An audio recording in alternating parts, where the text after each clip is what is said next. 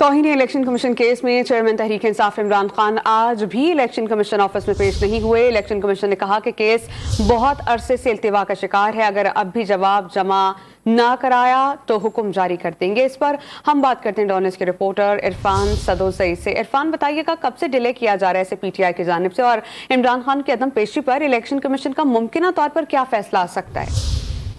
जी, तौहीन election commission और chief election commissioner जी की जो तौहीन की गई थी 8 अगस्त का जो तकरीरें थी, प्रेस कॉन्फ्रेंसेस थी, रैलियां थी इमरान खान, फवाद चौधरी, रसद उमर की जानिब से, उसके ऊपर नोटिस लिया गया था और मुख्तलिफ समाअत हुई थी।